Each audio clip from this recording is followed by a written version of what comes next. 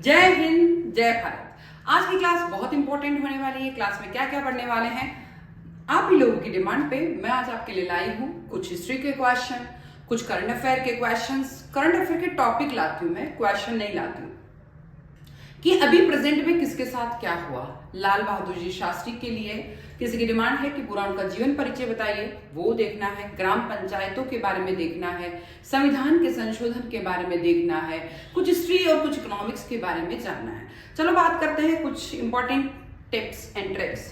बात करते हैं लाल बहादुर जी शास्त्री के बारे में। वो हमारे यहाँ के प्रधानमंत्री भी थे, बहुत सादा जीवन, उच्च विचार था। वो हमारे यहाँ की मौजूदा जो स्थिति थी उसके मतलब कुल मिला के उनको जो है हमारे भारत के लिए बहुत कुछ किया उन्होंने, और बहुत सारी चीजें अगर उन्होंने करी। और इसी बीच में जब युद्ध हुआ है प्रधानमंत्री रहते हुए, तो युद्ध में उन्होंने समझौता जब कराने की कोशिश करी तो उसी बीच में समझौता होने के बाद दूसरे दिन उनकी डेथ हो जाती है। उसके लिए भी कई विवाद हुए, बट हम उनकी तरफ नहीं जाते हैं। और जय जवान जय किसान जैसा उन्होंने नारा दिया हमको। बात करते हैं इन्हीं के जीवन यापन के बारे में। जयंती मनाई गई थी 2025 की बात है। भारत 2 अक्टूबर 2025 को लाल बहादुर शास्त्री की 121वीं जयंती, कौन सी है, 121वीं जयंती इस 2 अक्टूबर 2025 को मनाई थी। ये दिन उनकी ईमानदारी, सादगी, देशभक्ति और उनके प्रतिष्ठित नारे जय जवान जय किसान की विरासत का स्मरण करता है। अब उन्होंने क्या क्या दिया, निष्काम कर्म यानी निस्वार्थ कर्तव्य करो, ये बताया। समन्वयवाद की वकालत की कि सभी में समन्वय होना चाहिए, विचारधारा को संतुलित करना है। सत्य, सादगी और आत्मनिर्भरता के गांधीवादी मूल्यों से गहराई से प्रभावित थे। उन्होंने जो है पीपल सोसाइटी लाला लाजपत राय द्वारा स्थापित के आजीवन सदस्य रहे। Servants of the people society, क्या नाम है, सर्वेंट्स। लाल बहादुर शास्त्री किसके मेंबर रहे थे आजीवन, servants of the people society, ठीक है। सत्य, सादगी और आत्मनिर्भरता के बारे में फुल पूरी जिंदगी रहे।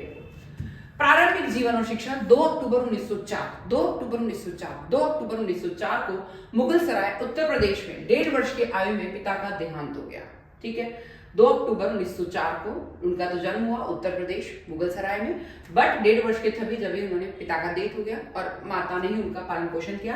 वाराणसी के काशी पीठ में उनकी शामिल हुए, शास्त्री की उपाधि धारण करी, जातीय व्यवस्था का विरोध किया, जाति आधारित उपनाम त्याग दिया। महात्मा गांधी, स्वामी विवेकानंद और एनी बेसेंट से बहुत ही वो इनके से प्रभावित थे, महात्मा गांधी से, स्वामी विवेकानंद से और एनी बेसेंट से। ताशकंद घोषणा 1966 उनके जीवन के लिए वेरी इंपॉर्टेंट। 10 जनवरी 1966 को पाकिस्तानी राष्ट्रपति अयूब खान के शांति समझौते पर उन्होंने हस्ताक्षर किए, ठीक है। 1965 के युद्ध के बाद सोवियत संघ और संयुक्त राष्ट्र की मध्यस्थता के द्वारा हमने शांति समझौते पर हस्ताक्षर किया। इसका उद्देश्य था शांतिपूर्ण संबंध बहाल करना और युद्ध विराम बनाए रखना। शांतिपूर्ण संबंध बहाल करना और युद्ध विराम बनाए रखना।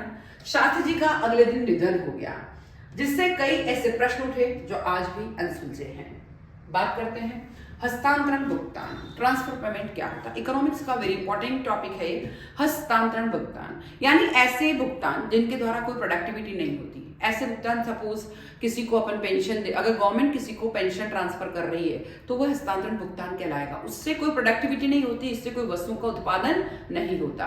तो ऐसे ट्रांसफर जिनसे कोई प्रोडक्टिविटी नहीं होती है, जैसे पेंशन, वृद्धावस्था पेंशन, और जैसे अपन कह सकते हैं स्कॉलरशिप, तो ये सब किसमें आएगा, वेलफेयर, जिससे कुल मिला के वापस से वो रिटर्न नहीं मिल रहा है, गया पैसा। तो पेंशन हो गई, वृद्धावस्था पेंशन हो गई, कल्याण के लिए काम हो गए, और देन स्कॉलरशिप, स्टूडेंट्स के लिए स्कॉलरशिप हो गई। व्यक्तियों को भुगतान करती है। हस्तांतरण भुगतान वे मौद्रिक भुगतान है जिनमें वस्तु या सेवाओं का कोई उत्पादन नहीं होता।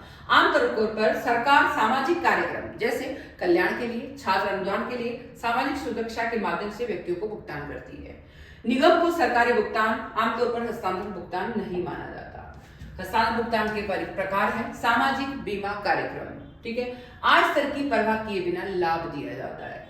सामाजिक सुरक्षा, सेवानिवृत्ति, बेरोजगारी लाभ, बुजुर्ग के लिए मुफ्त स्वास्थ्य बीमा। अब देखिए बेरोजगारी लाभ, अगर कोई जो है बूढ़े लोग है या जो है, ठीक है, उनके लिए तो ये है कि भाई आश्रित लोग है, बट कुछ भी हो रहा है आजकल, ठीक है, गवर्नमेंट की है तो सब लोग लेने का प्रयास करते हैं। इसमें क्या होता है कि बूढ़े जो जितने भी लोग हैं उनके खाते में पैसे आ जाते हैं, तो वो एक तरह से ट्रांसफर पेमेंट है, खाता में पैसा फ्री में आता है, वो उनकी जीवन यापन चलाने के लिए होता है। ठीक है, ऐसा भी हो सकता है कि उससे अब बुजुर्गों के लिए आ रहा है बेरोजगारी लाभ, अगर कोई अनएम्प्लॉयड है गांव में या शहर में तो उसके लिए भी पैसा आ रहा है, वो गवर्नमेंट की तरफ से आ रहा है। स्वास्थ्य, मुफ्त स्वास्थ्य आ रहा है, बीमा।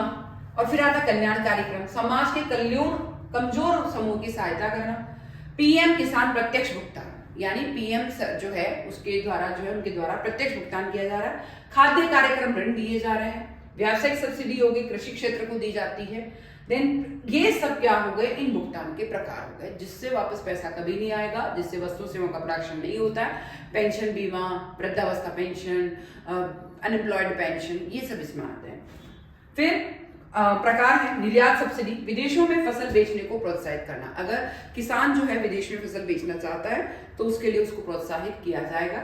फिर घरेलू सब्सिडी, विशेष फसलों का समर्थन, नुकसान के दौरान किसान की सहायता, सतत कृषि को बढ़ावा देना, मौसम से वाले नुकसान की भरपाई। इसमें यह भी किया जाता है कि मान लीजिए किसान ने प्रोडक्शन किया और तेज बारिश हो गई, सूखा हो गया, इसके कारण किसान का अगर प्रोडक्शन नहीं हो रहा है तो किसान के द्वारा जो है मतलब किसानों को कहा जाता है कि हम आपको सब्सिडी दे रहे हैं, आप लोग इसका प्रोडक्शन करते चालू रखिए।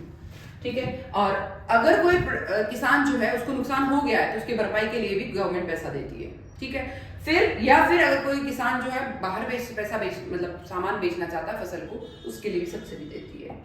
फिर आता है कुछ एक इंपॉर्टेंट टॉपिक है, आरबीआई क्या करती है, आरबीआई कॉन्स्टिट्यूट करती है 6 मेंबर पेमेंट रेगुलेटरी बोर्ड। ठीक है, RBI constitute 6 member payment regulatory board.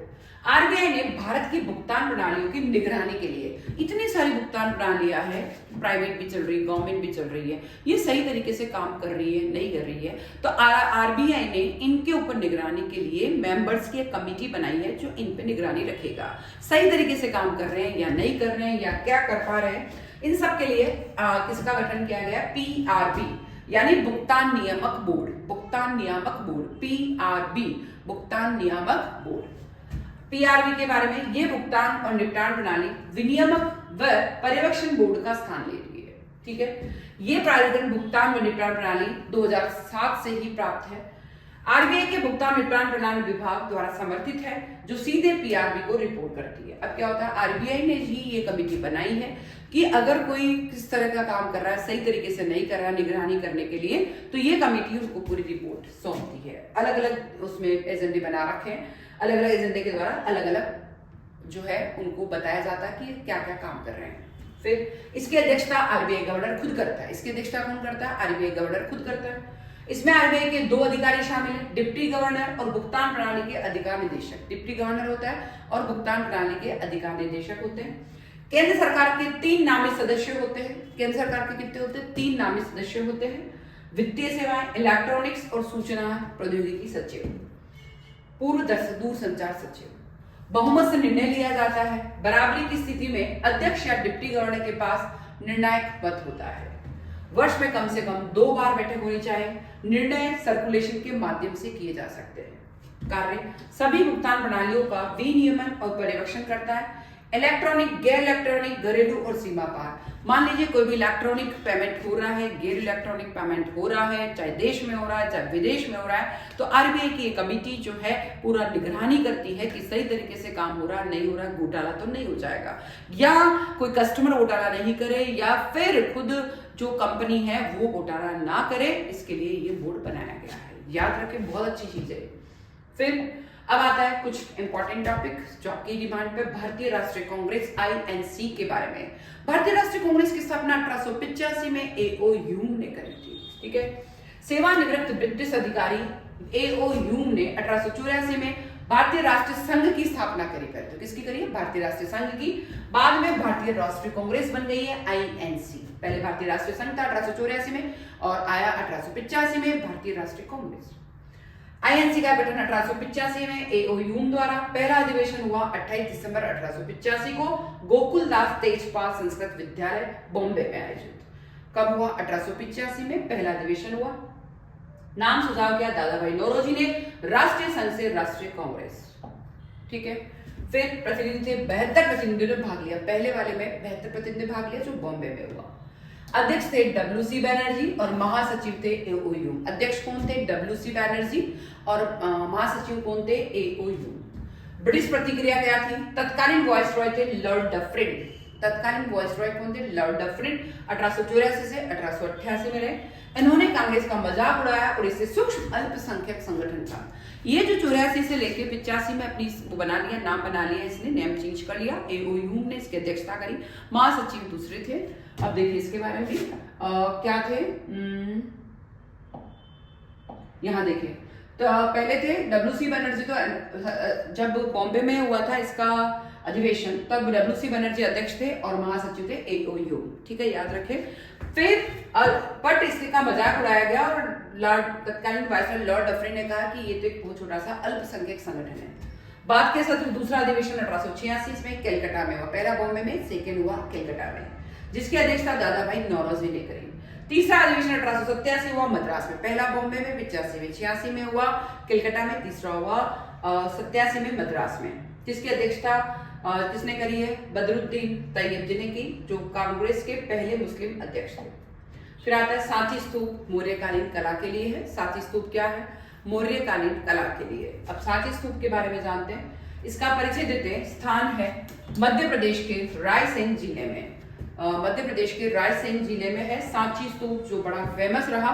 Sanchi स्तूप बहुत ही फेमस है और इसकी जो है मौर्यकालीन कला के बारे में है। स्थान रहा मध्य प्रदेश के रायसेन जिले में, बेतवा नदी के पास स्थित एक पहाड़ी पर है। बेतवा नदी के पास एक पहाड़ी पर है मध्य प्रदेश में। निर्माण हुआ मूल स्तूप 1 का निर्माण मौर्य सम्राट अशोक ने कराया। किसने कराया? निर्माण किसने कराया? मौर्य सम्राट अशोक ने कराया। तीसरी शताब्दी ईस्वी पूर्व में कराया गया। कब कराया गया था? तीसरी शताब्दी ईस्वी पूर्व में। यह भारत की सबसे पुरानी पत्थर की संरचना में से एक है। यह भारत की सबसे पुरानी पत्थर। देखिए सांची स्तूप क्या है, इसके बारे में। मध्य प्रदेश के रायसेन जिले में बेतवा नदी के पास एक पहाड़ी पर किया गया। ठीक है। मूल स्तूप 1 निर्माण मौर्य सम्राट अशोक ने कराया था। तीसरी शताब्दी ईस्वी पूर्व में कराया गया था। यह भारत की सबसे पुरानी पत्थर की संरचना में से एक है और इसे यूनेस्को के विश्व धरोहर स्थल पर आया गया है। स्थापत्य कला के बारे में। स्तूप एक अर्धगोलाकार ईंट की संरचना का बना हुआ है, अर्धगोलाकार है और जिसमें बुद्ध के अवशेष रखे गए थे। किसके रखे गए थे? बुद्ध के अवशेष रखे गए थे। तोरण, इसके चारों ओर विशाल अलंकृत तोरण शुंग वंश के दौरान जोड़े गए। विशाल अलंकृत तोरण शुंग वंश के दौरान जोड़े गए। इन पर जातक कथा, बुद्ध के पूर्व जन्म की कहानियां हैं। जातक कथा यानी बुद्ध के पूर्व जन्म की कहानियां और बुद्ध के जीवन की घटना का खूबसूरती से चित्रण है। देखिए सांची का स्तूप है, मध्य प्रदेश में है, रायसेन जिले में है, एक पहाड़ी पर है। मूल स्तूप 1 की बात कर रहे हैं, जो सम्राट अशोक ने बनवाया था। ये तीसरी शताब्दी ईस्वी पूर्व में कराया गया था। ये भारत की सबसे पुरानी पत्थर की संरचना में से एक है, यूनेस्को की धरोहर है। फिर स्थापत्य कला, ये अर्धगोलाकार ईंट की संरचना है और इसमें बुद्ध के अवशेष रखे गए थे। तोरण, इसके चारों ओर के विशाल अलंकृत तोरण शुंग वंश के दौरान जोड़े गए। इन पर जातक कथा, बुद्ध के पूर्व जन्म की कहानियां हैं और बुद्ध के जीवन की घटना का खूबसूरती से बताया गया है तोरण में। स्तूप में क्या बताया है? अर्धगोलाकार है और बुद्ध के अवशेष रखे गए थे। पर तोरण में क्या रखा गया है? शुंग वंश के दौरान आया तोरण और इसमें जो है जातक कथाएं, बुद्ध की पूर्व जन्म की कहानियां हैं। मौर्य कला के 2 रूप है, दरबारी कला और लोकप्रिय कला। दरबारी कला, लोकप्रिय कला। कोर्ट आर्ट, अशोक स्तंभ जैसे पॉलिश किए गए एकाश स्तंभ है। अशोक स्तंभ जो है, जो पॉलिश किए गए हैं, वो किसको बताते हैं? दरबारी कला को। ठीक है, कोर्ट आर्ट को। लोकप्रिय कला क्या है? दीदारगंज यक्षी जैसी मूर्तियां। दीदारगंज यक्षी जैसी मूर्तियां। अब देखिए मौर्य कला के 2 रूप कौन कौन से थे? दरबारी कला, लोकप्रिय कला। दरबारी कला कौन सा है? अशोक स्तंभ जैसा पॉलिश किया गया एकाश स्तंभ। और लोकप्रिय कला क्या है? जो कि दीदारगंज यक्षी जैसी मूर्तियां हैं। ठीक है। और स्तूप क्या है? जिसमें अर्धगोलाकार ईंट की संरचना है, बुद्ध के अवशेष है। और तोरण क्या है? जिसके चारों ओर विशाल अलंकृत तोरण है, शुंग वंश के दौरान बने। बुद्ध के पूर्व जन्म की कहानियां यानी जातक कथा के बारे में बताता है। मध्य प्रदेश में है सांची का स्तूप।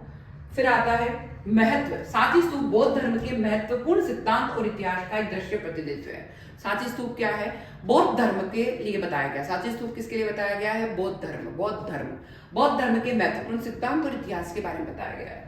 इसकी मूर्ति कला में बुद्ध को प्रतीक के माध्यम से दर्शाया गया है। क्या बताया गया है? प्रतीक के माध्यम से दर्शाया गया। खाली सिंहासन, पद चिन्ह या बोधि वृक्ष बताया गया। खाली सिंहासन ज्ञान के लिए, पद चिन्ह और बोधि वृक्ष के बारे में बताया गया। खाली सिंहासन ज्ञान के लिए और पद चिन्ह और बोधि वृक्ष के बारे में बताया गया है। ये मौर्य काल की उन्नत पत्थर की कारीगरी और स्थापत्य कला का एक उत्कृष्ट उदाहरण है। ये मौर्य काल की जो है उन्नत पत्थर की कारीगरी और स्थापत्य कला का एक उत्कृष्ट उदाहरण है सांची का स्तूप। याद रखें, सांची स्तूप बहुत इंपॉर्टेंट। सांची स्तूप पढ़ा अपन ने, जो बहुत ही अच्छे से मध्य प्रदेश में है। कांग्रेस के बारे में पढ़ा अपन ने। फिर एक अपन ने आरबीआई की जो मेंबर कमेटी है जो पेमेंट को देखती है उसके बारे में पढ़ा। और फिर अपन ने हस्तांतरण भुगतान के बारे में पढ़ा कि जो इकोनॉमिक्स का टॉपिक है हस्तांतरण भुगतान, वो पढ़ा।